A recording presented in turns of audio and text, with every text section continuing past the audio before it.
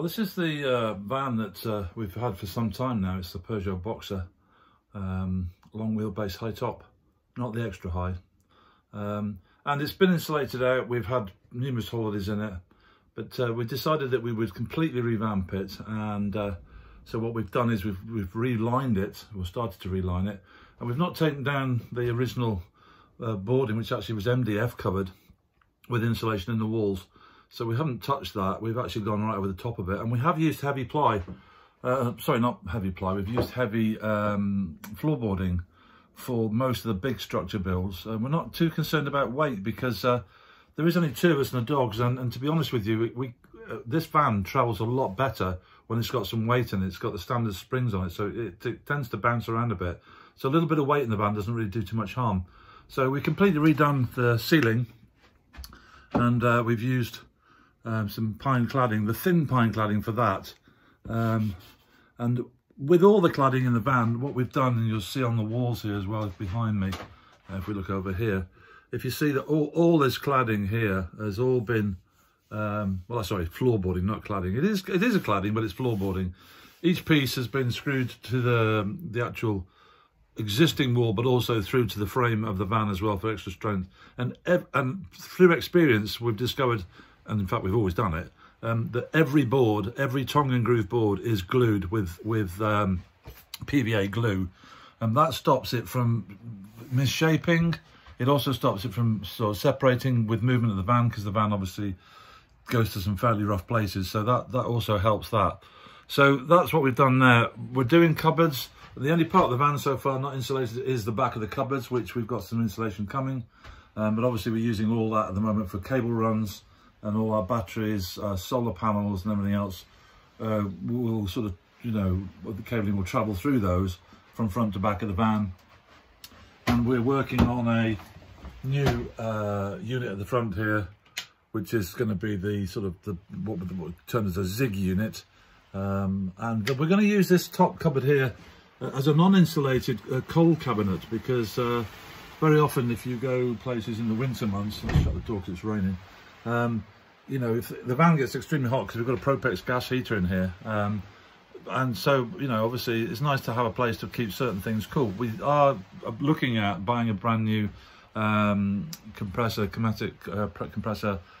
cool box, fridge box, which runs about £800, so we haven't got one yet, but just installed a new cooker, because we've always had sort of like a very basic cooker. So new cooker gone in there. Can you see it? No, you can't see it. There it is. Yeah, new cooker gone in there. New worktops. And because we use this van a lot for works, because we do shows and things, we obviously need to be able to take things out. So the entire bed structure does actually come out. And one of the issues we've had in the past with the bed, I'll just move this, is the fact that I'm very tall, and obviously we don't want to lose van space for a very long bed. And because I'm so tall, I can't actually sleep across the van. It's a real nightmare, because my toes sort of curl up on the van and it's very uncomfortable. So we've decided again, after all these years, to go back to a bed that actually is from front to back, but to sort of reserve space in this area, which is going to be the galley and seating area. We've put the bed on a slider, so what happens, oh, I can't do it now. What happens is we just, if I can get this moving, hang on a minute. Yeah, here we go.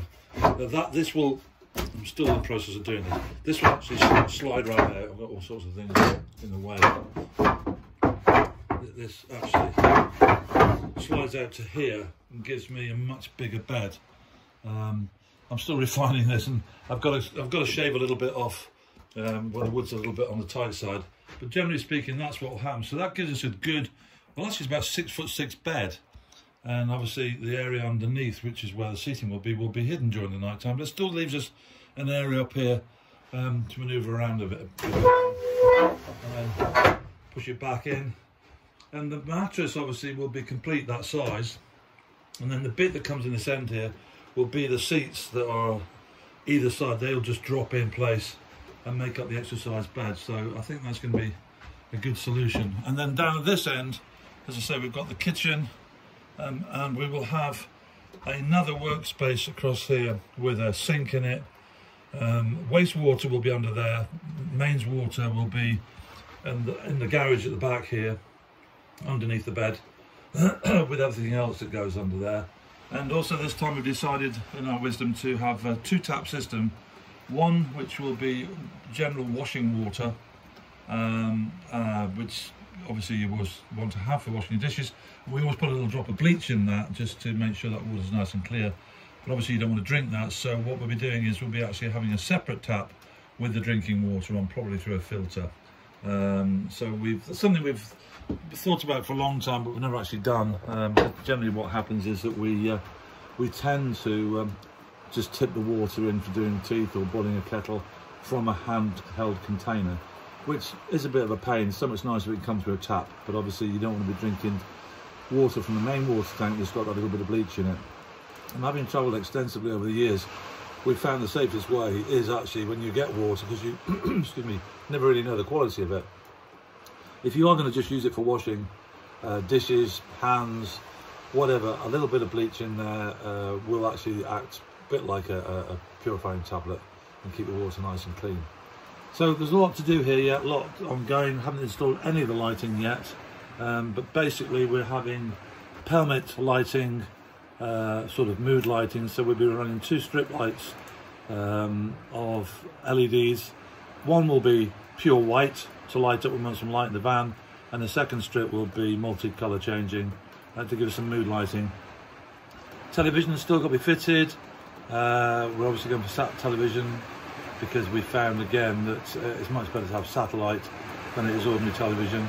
And also we've installed, but not yet connected up, a Wi-Fi extender with a roof-mounted aerial.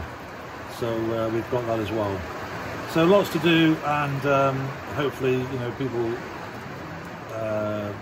videos that we're watching, even after doing all the vans we've done, are still giving us inspiration, some good ideas. But as I say, of all the tips, if anything, if you are doing any cladding, do make sure that you glue every tongue and groove bit so that it can't separate and it can't move. Otherwise you'll get this awful creaking in the van, and obviously you will also get problems with separating and possibly warping as well. So that's something you want to take and bear in mind. Right, okay, well, we'll upgrade this video, update this video a little bit later. Oh, one other thing I meant to say, we use this van for work as well. So obviously the bed does lift out, and everything else that's static in the side of the van here is made so that I can get, believe it or not, pallets in there, because I do carry the odd pallet of things. And so we can actually get 2 pallets in here. Well, we can actually get 3 in, but with ease from a pallet truck we can actually get 2 in. So that's another thing to consider if you're considering doing a work van, you know, making it so that you can still get stuff in. And particularly if you want the whole length of the van for loading in sheets of timber or whatever else, or doing the odd house removal for family members, which is very often what we get called in to do. So that's something else to bear in mind, that don't necessarily make everything solid and fixed, make it so it will come out. And then you just simply take it away and lean it up in the garage or something, and you've got basically most of the van still in one piece.